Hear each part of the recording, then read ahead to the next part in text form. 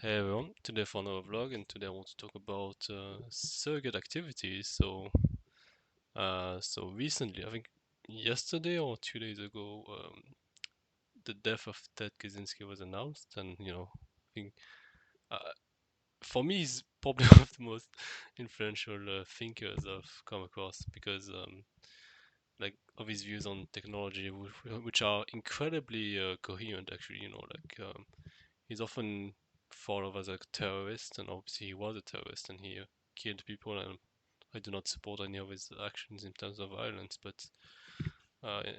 it was very surprising for me to learn that he was actually a very coherent thinker who had very many great observations about society and technology.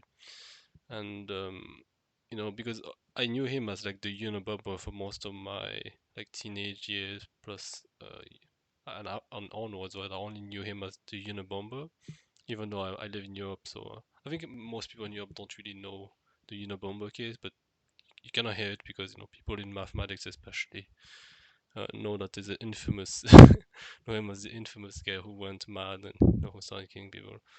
But I think in some way he did kind of go crazy. Maybe I'm not sure. I'm not sure about that, but he suddenly decided to act violently because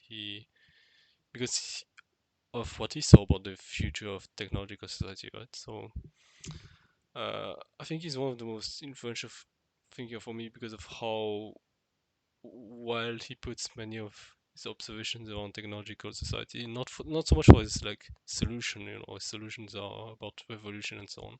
At least in the initial paper, Industrial Society and its Future, or what was known as the Unabomber Manifesto.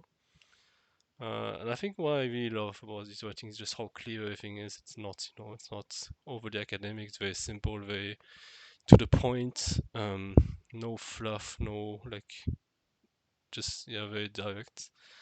And I don't think his ideas are anything new from what I've seen from his references. Like I think most of his ideas come from like the readers, the thinkers he's read. So Jacques Ellul and all the other that are in that sphere, right? So like even Illich, maybe. I'm not sure if he's fit that, but like you have Lewis Mumford and all that. There's so many that there's quite a there are quite a lot of anti-tech writers who have probably outlined most of the ideas that Ted Kaczynski talks about.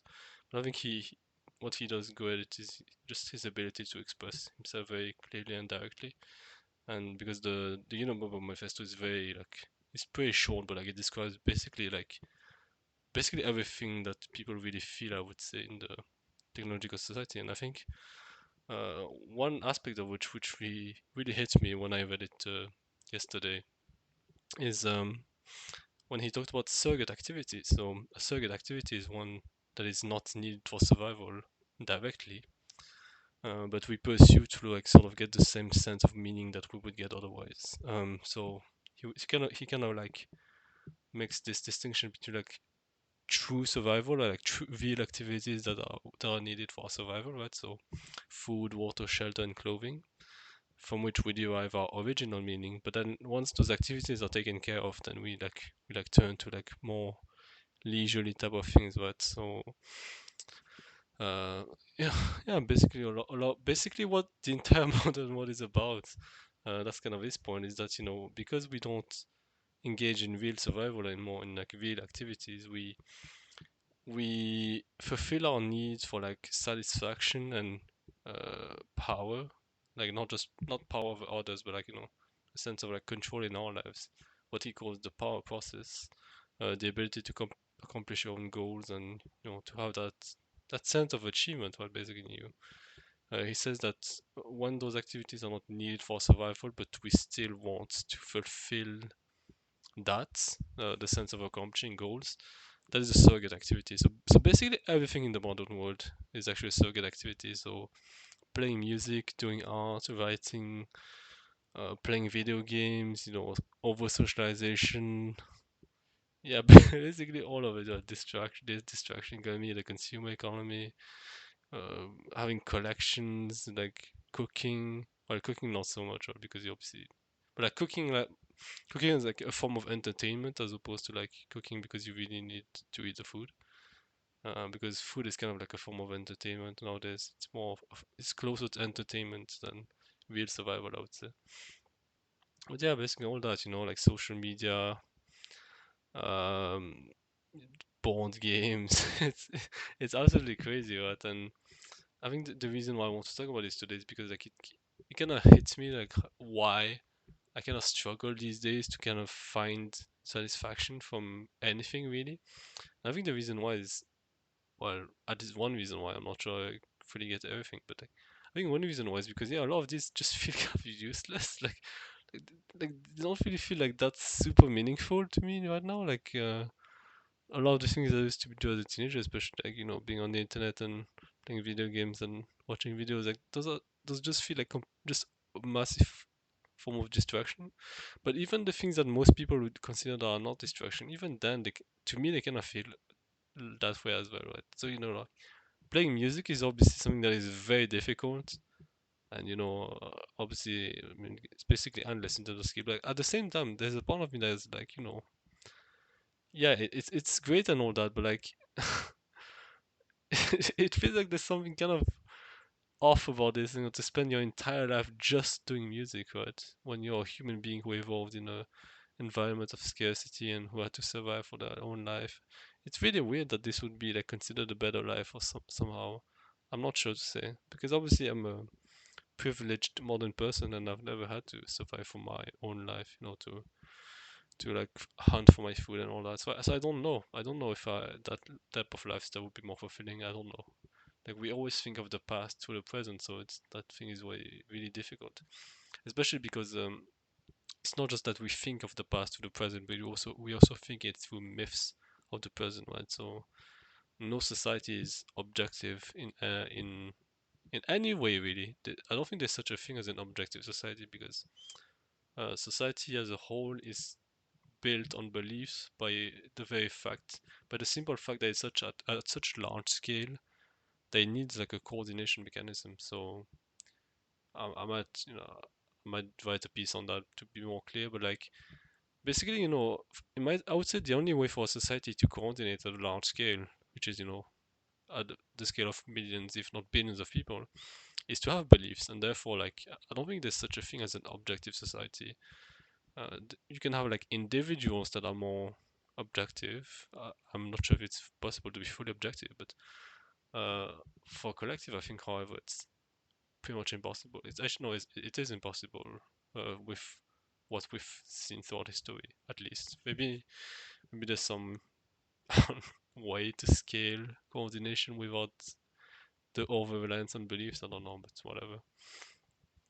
I'm not sure why I mentioned that actually, but I was talking about like music and all that, and how yeah, I was thinking about the past and how we cannot really access the past, but only through the present and through the present beliefs. So I do not know whether primitive lifestyle would be more fulfilling, but yeah, what I know is that the modern lifestyle just feels very absurd to me in many ways. Just yeah, even art feels kind of like uh, kind of dumb sometimes. Like it's not really what humans are meant to do. I don't know. Maybe it's a bit of a massive generalization, but it doesn't feel like just sitting in a room and doing something and focusing intensely on what that sheet of paper all day.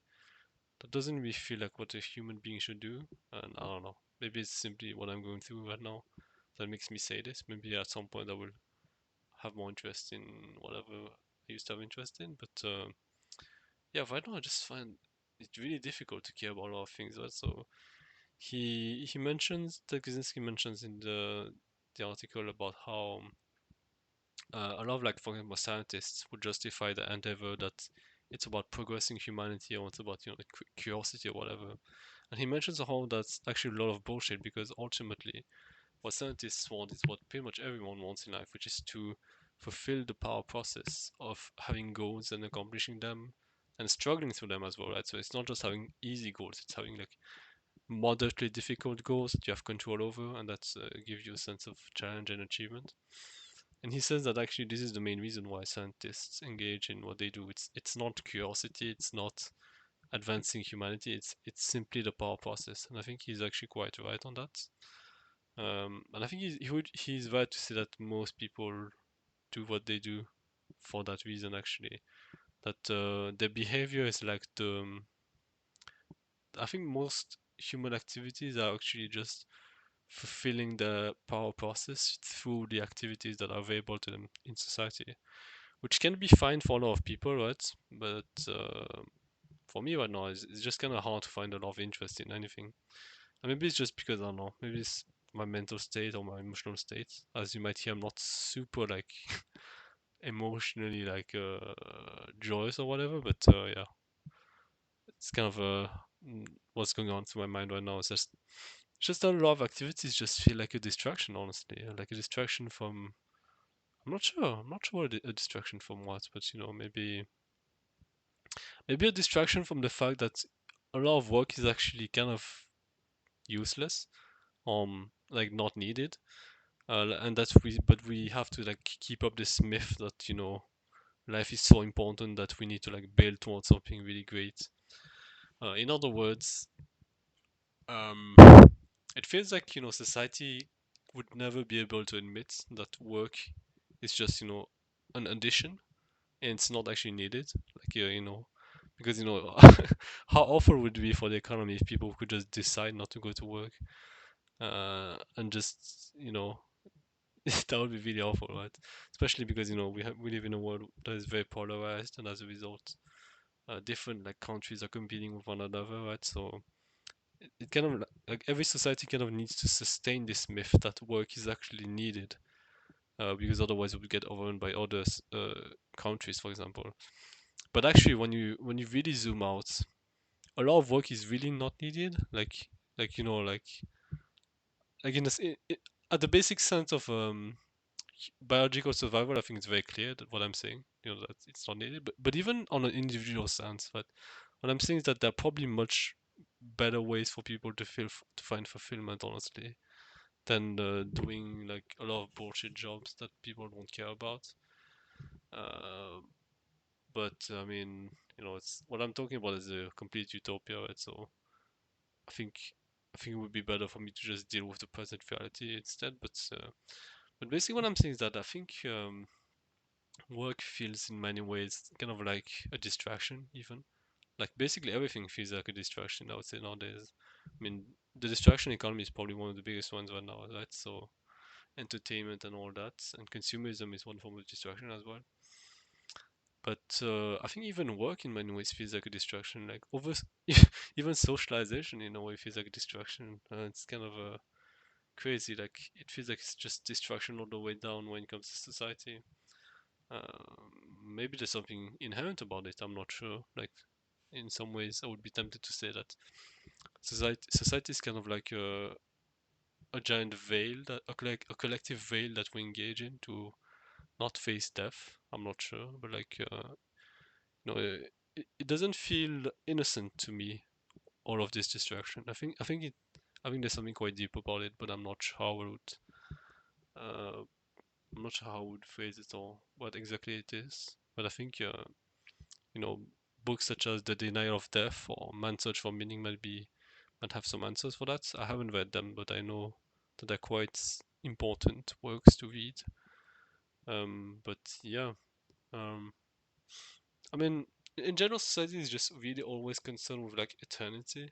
So trying trying to like keep building up and up and up, or at least sustain itself forever, and giving people the myth of immortality. At least, if not immortality, then like distracting them from their own death, right?